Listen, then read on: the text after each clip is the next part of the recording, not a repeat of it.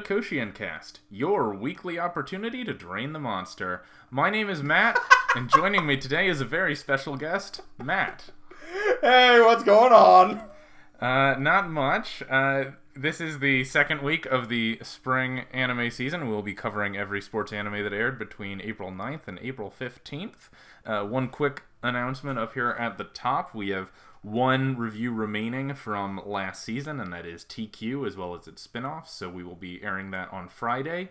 And then, much to the chagrin of many, I'm sure, we will be going back to our one episode a week format moving forward. Correct. So all that being said, do you have anything else, Matt? No, I'm good. So if you don't mind, I'm just gonna jump right into Yowamushi Pedal. Okay. Okay, so this week was just largely about the race between Teshima and Koga. Essentially what we find out is that Koga was once, he wasn't even really their ace. He was Sohoku's, kind of backup ace almost, but he had already injured himself. And we discover in this little flashback that he basically injured himself further by trying to take Kinjo's place in the inner high when he got injured that one time. Mm-hmm. And so, I want to say it was the third day, maybe it was the second day. I think it was the second day. Yeah, the second day, they have a race to determine who was going to become the captain once and for all. And Koga almost pulls out a victory against Teshima, but Teshima ends up, of course, pulling out a win. There's a little bit more detail, but that's kind of just the broad strokes of the episode. Not really a whole lot happened this episode. Mm-hmm. That being said, I actually rather enjoyed it, and I know you disagree. Well, yeah. So I think the extent to which we've discussed this beforehand was that my initial reaction coming out of the episode was, oh man, I was hoping Yowamushi was going to turn over a new leaf. And your reaction was, thank goodness Yowamushi turned over a new leaf. So I'd actually rather hear your side first, what you think worked about. Okay. There was a lot that was really, really silly this episode. I'm going to give you that.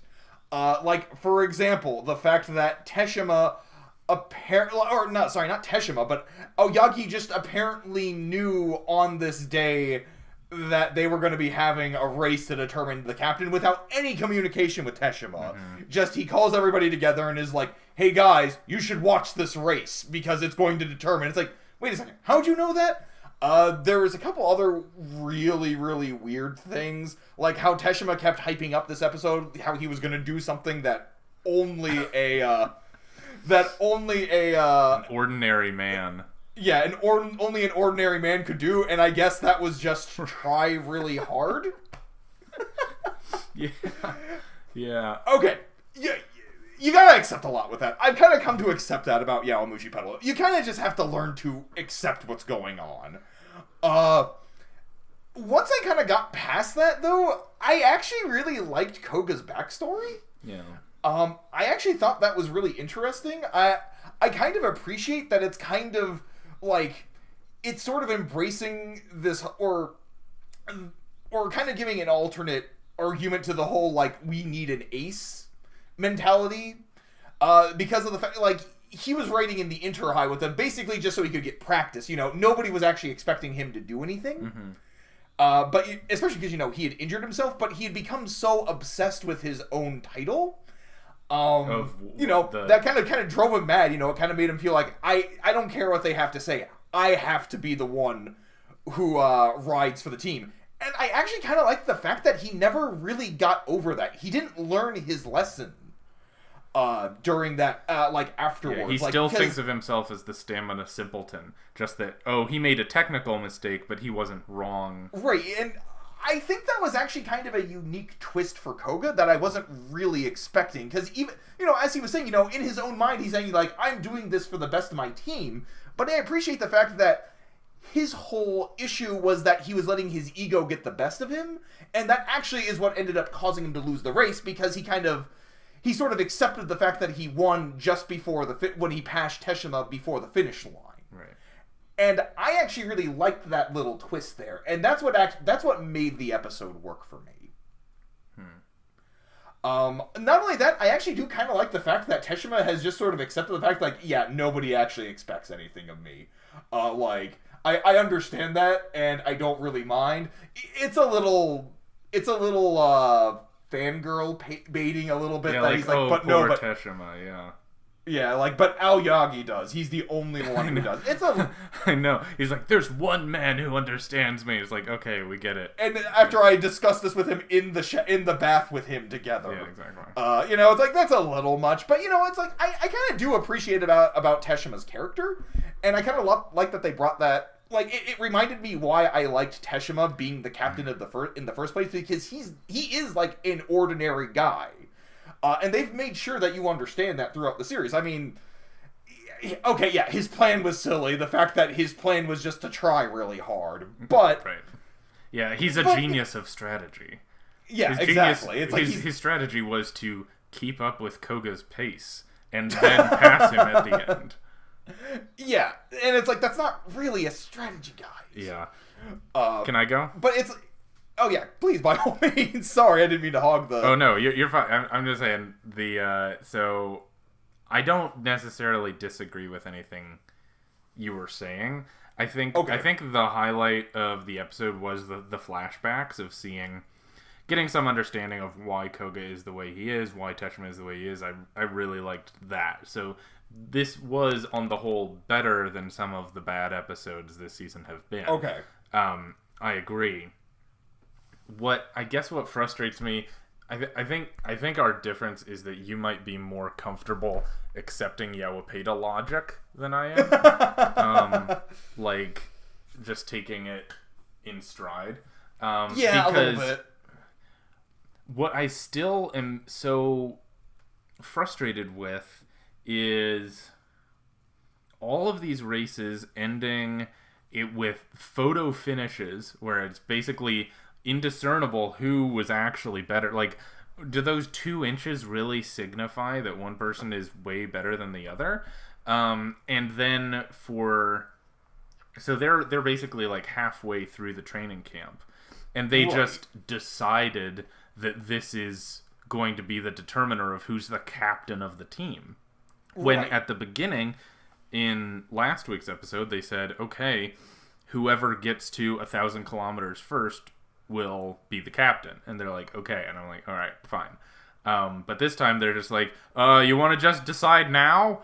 When it was clear that Teshima was being affected by Koga's pace more than Koga was. Like, at the end of the day, Teshima had given everything he had, and Koga kind of hadn't.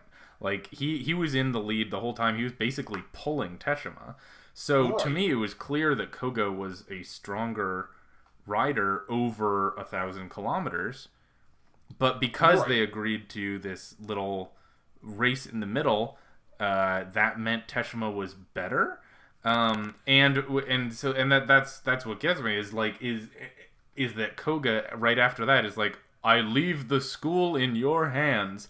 When what he should have said is like, well, I'll see you at the end of the race. Or like, the difference of 2 inches is not instructive as to our overall abilities, and we should take all the information into consideration before we determine a reasonable lineup. And also, Kaburagi still hasn't finished yet, so maybe I should be the 6th man.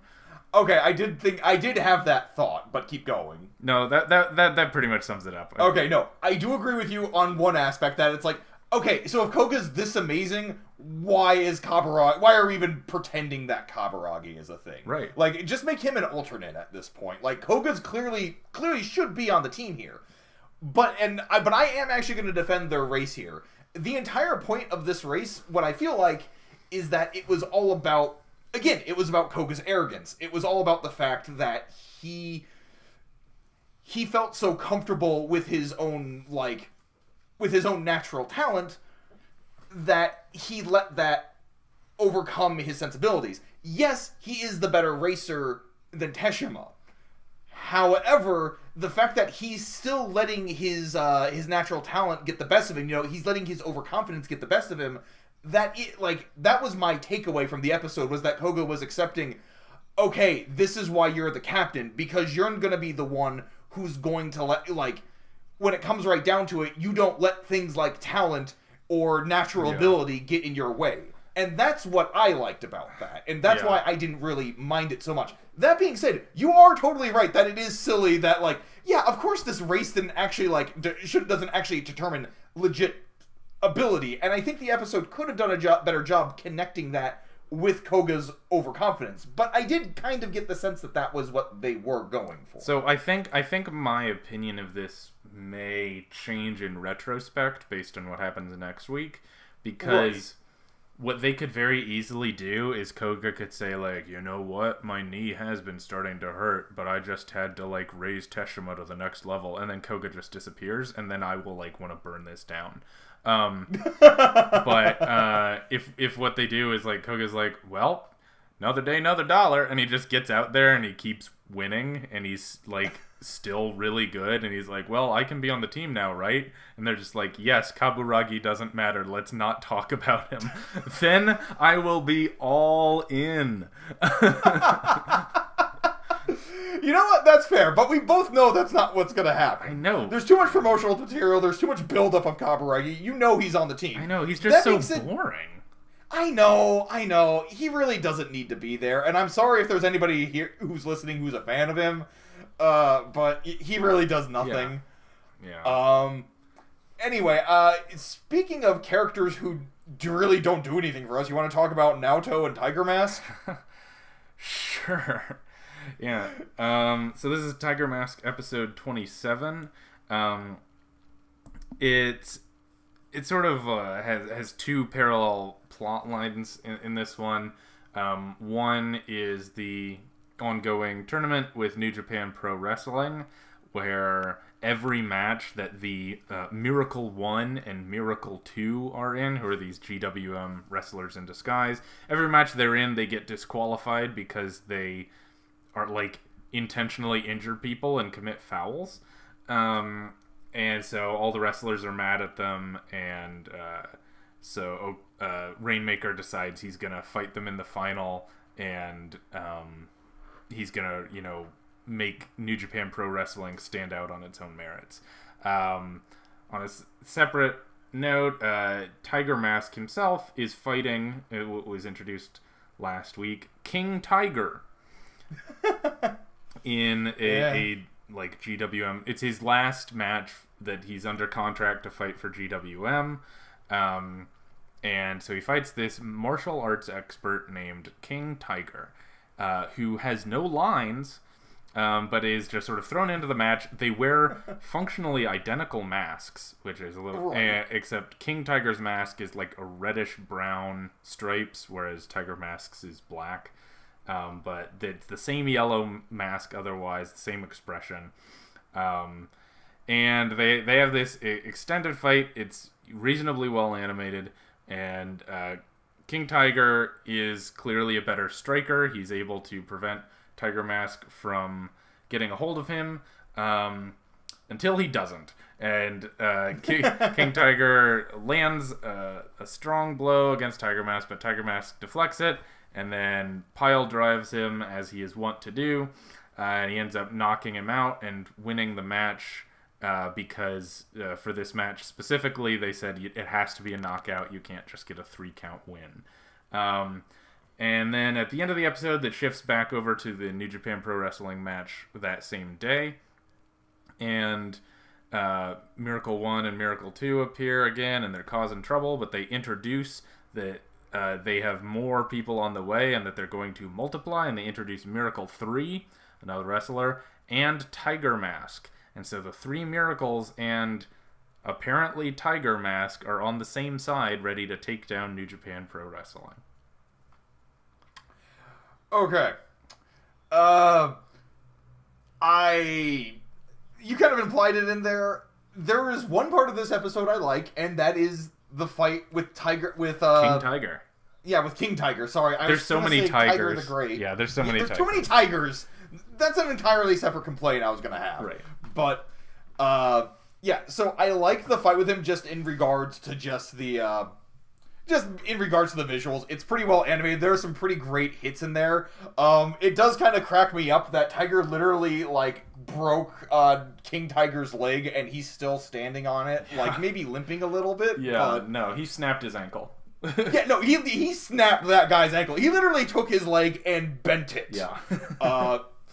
But disregarding that, there was one other part I liked during that match, and it was the part when he was thinking back to a time he watched Daisuke fight, and everybody was cheering for Tiger Mask, and that's what caused him to get up and keep fighting. Because they were getting dangerously close to doing this whole dumb, stupid stuff with, like, Rory being his reason for getting up and fighting, and having that not mean anything. I'm willing to buy the fact that he's at least, that, like, the cheers are what get him back up. It doesn't really, like, hit home emotionally, but you know what? It's still better than, like, having Rory be his motivation again. Sure. But yeah, other than that... yeah, other than that, this was pretty bad. I don't know if they can do anything that's going to make me accept the fact that Tiger Mask is helping out global wrestling monopoly. Mm-hmm. Yeah, I mean, and clearly, I mean, they'll go into it more next week, but they had, you know, Takuma and Daisuke watching the TV, the broadcast, and they're like, "Oh no, Naoto, you're going down the same dark road that I did." It's like, okay, lay it on a little thicker, but. Yeah, kind of. Not all. It's like either somehow they're using Tiger Mask's image to like as an advertising thing, but it's clearly not. It's not going to be Naoto. Yeah, maybe that's going to annoy me because at that point, it's like, what's the point even? Right. Yeah, because he never spoke, so I do kind of have a feeling that it might not actually be Naoto in the costume. Right. Because they said, oh, you just have to sign this contract, and then you can do whatever you want. It might, maybe, I don't know. Yeah, so in interesting theories. This is the only way we can make this show interesting is theories. I'll go first actually. Theory on what the contract was that he signed with Miss X. I'd say my first possible theory is that he sold the rights to the Tiger Mask image. So even Naoto won't dress up as Tiger Mask, you know, for like 2 episodes until he gets it back. But right. He'll like they said they'll offer him a chance to fight the third if he gets rid of if he sells them the Tiger Mask image and he fights under like his own name or something. Right. Okay, that does make a little bit of sense. That makes a little bit more sense than what I was thinking, which was just that he kind of sold them the... Well, I guess that is kind of roughly around what I was kind of thinking, was that he... Yeah, you were just saying that like someone else would be able to wrestle as Tiger Mask and he would also still wrestle as Tiger Mask. Right. Yeah, basically. That's kind of more what I was thinking, like maybe he's still allowed to be Tiger Mask, but they're also allowed to have a Tiger Mask, right. I guess. Right. Which is just kind of stupid, because why even bother then? Yeah. Your idea makes a little bit more sense. It's still a little irritating to me, though, because Naoto is such an uninteresting hero. Well, he doesn't have attributes. Yeah, basically, you're right. No, you're absolutely right. He doesn't have a personality. He doesn't have traits to his character. Yeah, except for like determination. Right. Essentially, like in being shy around Rory. Yeah. Like, and I guess that's what makes that idea not work for me, is the fact that, like, he himself even said, like, Tiger Mask is supposed to represent, like, the hopes and wills of all the people, so he can't really claim the name. But he's clearly just a hypocrite who's just using the name so he can get his own revenge against, like, Tiger the Great III. I thought the whole dynamic was supposed to be that Tiger Mask understood the evils of global wrestling monopoly, whereas Tiger the Dark didn't really care. Yeah. Like, he just wanted his revenge. Like, that's where the contrast is supposed to be. Well, yeah, because so we got in the end of the last season, you know, Takuma learned his lesson for siding with GWM. Right. But now, are we just going to have Naoto learn the exact same lesson? Right, and it's like, what's the point of that? You already had a character who taught us that. Yeah. who taught us the problem. There's no point for this character to be doing that. I think that's really why I was saying, like, I don't think that there's anything this episode can do that can make me, like, okay with this, because either way, it's still Naoto just selling out the name to his character, and it's like, either that you're just or repeating it's the same story arc. It could be him. Like, we shouldn't ignore the fact that could be him fighting with GWM, which, is kind of worse. Right, which is even worse, but it's still same basic idea. It's like, why are we doing the Tiger the Dark story again? Yeah. Like, we don't need to have a character who's corrupted by GWM. Yeah. The series just feels like it's all over the place. Like, I feel like my understanding of the original Tiger Mask is that it had a very simple setup. You have Tiger Mask, GWM sends weird, goofy characters up against him with different varieties of fighting styles, but he comes in and saves the day. That's it. That was the formula. Mm-hmm. Here, it feels like they're kind of trying to have that formula, that same idea, but they're also trying to tell, like, this really, like, multifaceted character story. But it doesn't work because Naoto sucks. Right. Well, and every character is dressed up like a tiger. So what do you think the purpose was to have King Tiger as a character? And, like, why does he look exactly like Tiger Mask and no one acknowledges that? Yeah, like, he's just like, oh, he's just another tiger fighter. And it's like, he's literally the same character. Yeah. It's just, I don't even know what the point of that was. Like, I guess maybe outside of saving some budget by not having to come up with another character design? That just seems ridiculous, though. We've already established that the show is vastly under budget. But I mean, like you said, he didn't even have a line. I didn't even think of that until you brought it up. Yeah.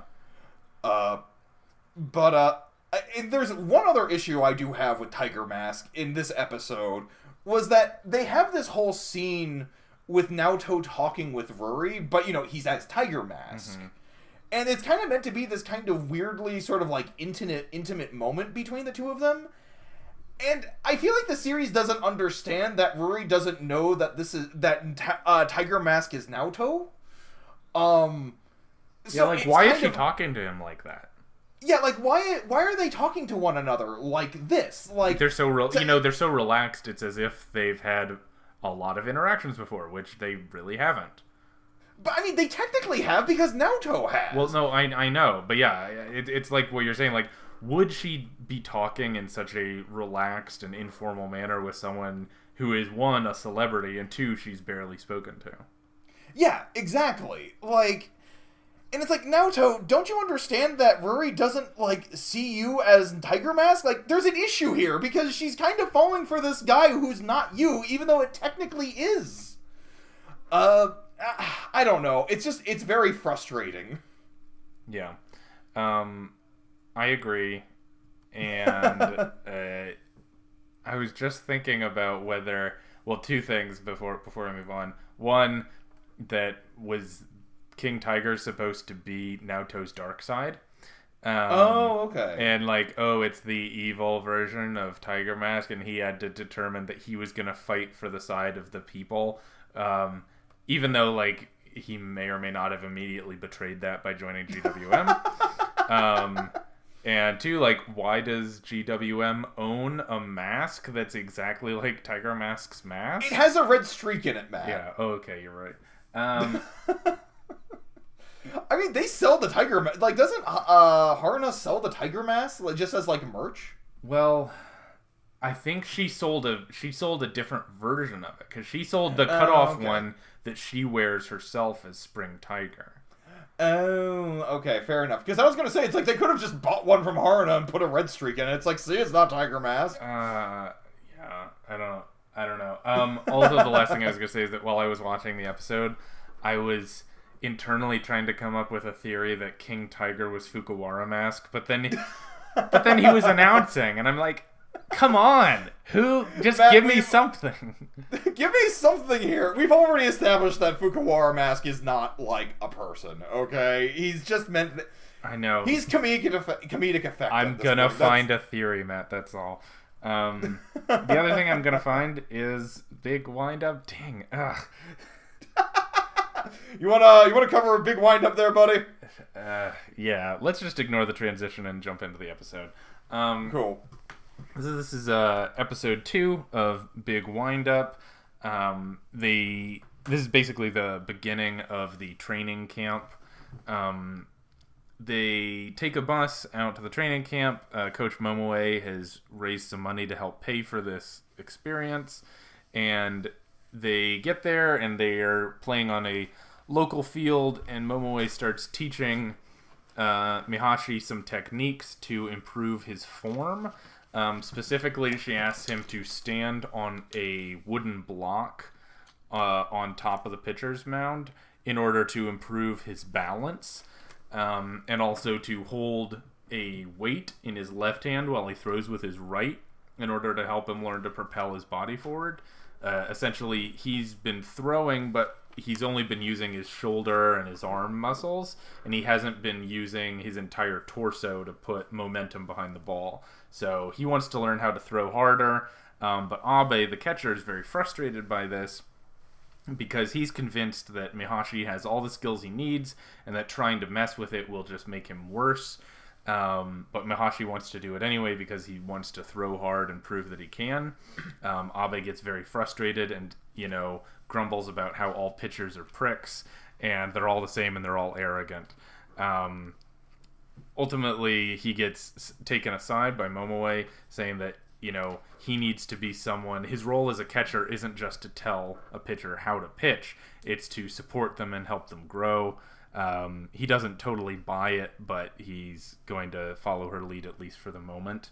And then separately, Shiga, the team advisor, teaches everyone about hormones and how by managing your diet and managing your discipline and being able to call on the hormones that best support your brain and practicing that now, you can use it in-game to make your in-game psychology beneficial to you instead of having it work against you.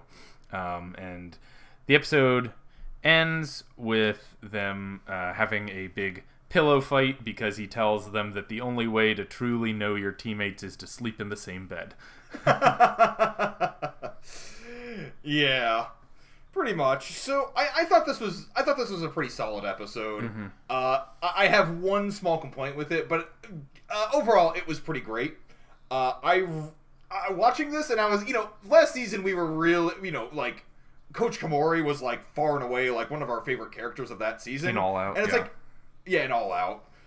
And now I'm watching this, it's like, man, I forgot how great of a coach Momoe is. Mm-hmm. I love the fact how, like, she knows that these are high school boys and that she can play them like a fiddle. Mm-hmm. I love that scene with her and Abe out in private. And, Abe's being a very stubborn teenager, it's like, as, Abe being the authoritative figure that he is, we kind of see him, a lot of anime has a tendency to portray high schoolers as basically just adults who happen to still attend school. Right, yeah. And that's kind of the sort of presentation we've gotten with Abe, but I love that little reminder we get when, he's kind of being defiant towards Momoe, trying to speak to her as an equal. And then, she grasps his hand and he's like, but you will understand. And he just gets really nervous and awkward and he's like, oh, okay, I'll do it. Yeah. And I love the fact that she understands because she's a very beautiful woman. Yeah, and she's way older than him, so. And way older than him. And, she knows that all she has to do to get him, to get this kid to understand what she's saying is just be, briefly very intimate with him. Well, yeah, it's not so much intimate, it's just, make him uncomfortable, look him straight in the eye, and tell him, I'm an adult, trust me, you just do what you need to do, be supportive, and it's gonna work. And he's just like, okay. Okay. Exactly. Yeah, because, as an adult, if she were to do that to another adult, they'd be like, why are you touching me? This is uncomfortable. But just because he's, 16, she can just look him in the eye and he'll be like, okay, fine, whatever, yeah, fine. Okay. Yeah. And it's like, and I love, again, I like it when series, like when sports series do kind of understand that these are characters in high schools and not just necessarily kids who have free reign to kind of do whatever they want. Well, right, and the best example of kids who are in high school in the show is Tanjima, because he doesn't think through what he's saying, you know? Right. He's a class clown, he's basically annoying, but, like, he's funny. But he's funny because he's in a TV show. If we were dealing with him in real life, it would be like, oh my gosh, teenagers. You know, like, when will they shut up? When will they stop just, like, making noise to try and impress everyone with how funny they are? Because that's totally the vibe. And, again, it works for the show, but I like the fact that not every member of this team is just like, we have to devote ourselves to getting to Koshien, you know, like super serious about it and like managing all their own training by themselves because they're such experts, which a lot of shows do. Yowamushi Pedal. Where here they're like, yeah, I mean, I guess I'll play baseball. It's fun. And they're like, and Tajima's like, well, I want to go to Koshien. And everyone's like, we were all too embarrassed to say it.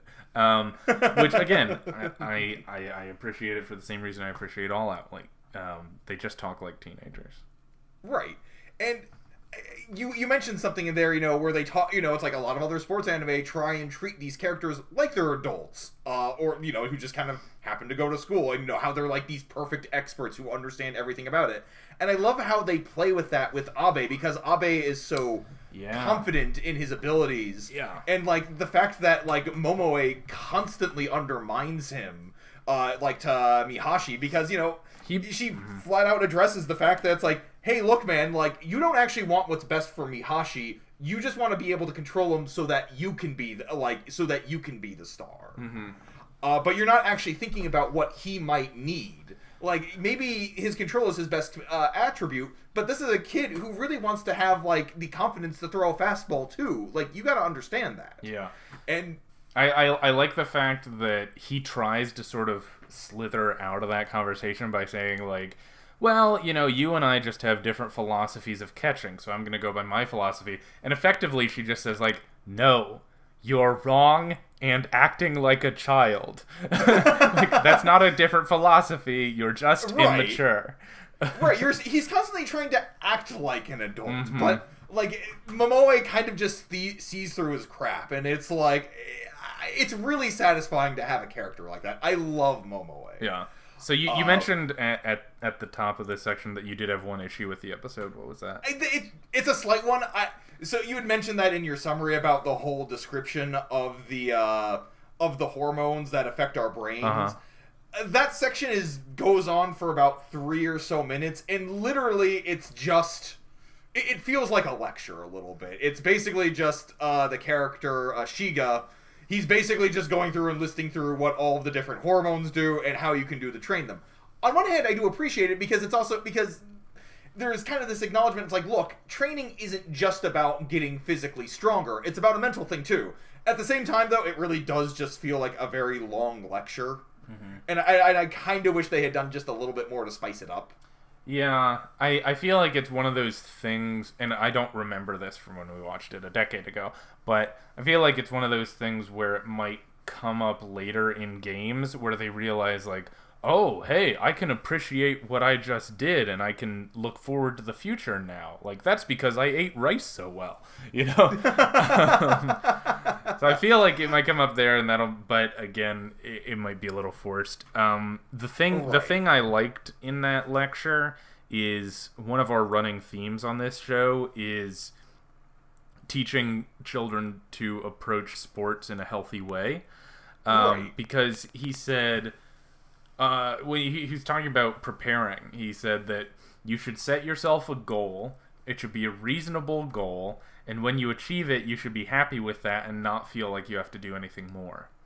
What I liked about that is because there's so many sports anime that will do this thing where, okay, like I'm gonna run 100 laps, or I'm gonna do 100 swings, you know, with my bat, but then you do 100 and you're like, I'm still not good enough. I'm gonna do 500, and everyone's like, "Whoa, he's so talented. He did 500." You know, but like actually, at a certain point you need to rest your body in order to actually be effective. So he's saying that he's like, set a reasonable goal, achieve it, and be happy with yourself, and don't feel like you need to do everything in one day, which again is not a message that you can say enough times. Right, and that's fair. It's kind of weird too, because I mean, we kind of talk about how that's almost been like a bit more of a modern thing, but this is like, we meant to mention this last episode. This is actually from like 2006, 2007. Right? 2007. Yeah, because it actually premiered spring 2007, exactly 10 years ago. Oh, okay. So we're actually doing a 10-year anniversary. Yeah, completely unintentional 10-year anniversary of Big Wind-Up. But yeah, we just wanted to watch Big Wind-Up again. Yeah, exactly. We want to watch Big Wind-Up, and it was a slow season. But yeah, so it was good. I'm looking forward to next week's episode and seeing how Abe handles his guidance. Yeah. You want to talk about another show? That's the transition. Yeah, sure. I'll talk about Encouragement of Climb, buddy. Okay, so first episode is about cooking. Hinata wants to do a cooking competition with Aoi, just based off of ingredients that you can bring with you to a mountain, as well as with like the right type of gear. Hinata finds herself unexpectedly, like, even though she felt like she was dragged into it, she kind of unexpectedly finds herself enjoying it. And she ends up making a nice paella, a shrimp paella. Right. Whereas Hinata cheats and uses a freeze-dry packaging for a pen with mushroom sauce. Penne? Penne. Which, actually, her father was the one who even made. So she basically completely cheated out of that. Episode 5 was about an impromptu trip to a camping and gear store that they encounter on their way home. And in the store, Aoi encounters a girl named Kaede, who is trying to shop for a sleeping bag and asks for Aoi's opinion. Aoi encourages her to go for the more expensive one because she may regret it down the line if she doesn't go for it. And then they exchange numbers. And then the 6th episode, Hinata goads Aoi into choosing a mountain to climb next, even though Hinata really didn't want to, but she ends up doing it. She works up the courage. You mean Aoi didn't want to? Yeah, Aoi didn't want to. Sorry, I get the two confused. I know, it's okay. But anyway, so she works up the courage and ends up doing so she ends up getting in contact with Kaede, asking her for advice for different mountains that they can go to and which ones would be good for her, and then the episode ends with Hinata agreeing to go to Mount Takao. Right. Overall, my opinion on the series has not really changed. I do enjoy the series. It's not my favorite series, but, you know, there are a couple of small things I appreciate here. First of all, I appreciate the slow and subtle character development of Hinata. I like the small steps that they're taking with her. I like that she actually develops. You know, I would say that too, because a lot of characters that are sort of built around being wacky and they'll say anything and super energetic, they don't actually get developed to the point where it seems like they are doing what they do for a reason, or that they have like human empathy, you know? Right. And clearly they're not cheating in that way with her. Right, exactly. You know, she's very carefree, but you know, it's like she does seem to genuinely enjoy being with Aoi, and I kind of appreciate the fact that Aoi is kind of growing. Like, we kind of got to see a nice little progression of her character. You know, it's short, it's very low stakes, but it's still, like, you know, I appreciate the fact that they kind of incorporate the fact that she's actually able to talk to somebody else that's not Hinata now. Like, she actually worked up the courage to get in contact with Kaede herself. Yeah. Like, rather than having Kaede constantly like, hey, what are you doing here? Be like, oh, I'm so nervous, I don't know what to say. It's like, no, she did it herself. Was she nervous as heck? Sure. Like, I would probably be too, you know, trying to get in contact with this new person I had just recently met. Yeah. And just kind of randomly talking to me like, can you recommend me a mountain to climb? Yeah. Yeah. The other thing I liked about that, with episode 6 was she did this thing where she emails Kaede. She doesn't call her. She just emails her first and says, you know, like, hey, I had a question for you. Can we talk? She sends the email, and she's, like, really nervous about it, but she sends it anyway, and then she sits there for literally 1 minute, and she's like, oh, she's not going to respond. She must think I'm stupid. Like, you know. And the show kind of makes fun of her, but, like, we've all had that experience one time or another. Like, you send a text, you're not quite sure if it's okay, or you send, like, a friend request on Facebook and to somebody that you haven't really talked to that much, and you're like, oh no, did I overstep a line? But then it's totally fine, you know, like it usually is in real life. Yeah, exactly. And it's nice to have these nice little human interactions between them. Again, the characters feel very reasonable as people, and I do appreciate that. Yeah, I think I also appreciate that they have relatively modest goals for each episode. You know, they don't try to cram too much in. Because, like, for example, with episode 4, what do you get out of it? You learn a little bit more about how they're going to cook when they do mountain climbing. You learn about freeze-dried food.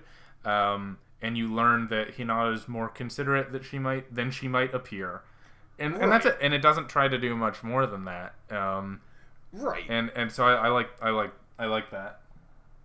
Yeah, so honestly, like, because we've had a shocking number of, cute girls learning how to do mild sports. Yeah. Like, more than I was expecting when we first started doing this. Mostly cycling, but yeah. It's mostly been cycling, like, let's be honest. We had ping pong in there, too, but you know what? Honestly, like, this is kind of turning me around on the genre. It's making me say, hey, you know what? These can be okay sometimes. Yeah, it's not going to like they're going to be competitive mountain climbers, but it doesn't feel, at least not yet, it doesn't feel kind of icky and exploitative the way some of the other shows have. Yeah, and that's true. And I think I think that in its very relatively short length help it a lot. Yeah, exactly. Yeah, this over 20 minutes might be a lot to handle. Yeah, exactly. But 3 episodes, or 3 minutes per episode, I can handle that. I agree. Yeah. So good week overall. Tiger mask issues aside, but that's to be expected. Yeah, pretty much. All right. Well, I appreciate your time, Matt, as always. Thank you so much for having me. Let's end this episode now. Our logo design is by James Ratcliffe. The theme music is Fly High by Burnout Syndromes, covered and performed by Luke Bartka. You can follow KoshienCast on Facebook, YouTube, and Twitter, and our email is koshienCast@gmail.com. Make sure to subscribe, rate, and review. We'll be back next week with the best and worst from the world of sports anime, and until then, keep training.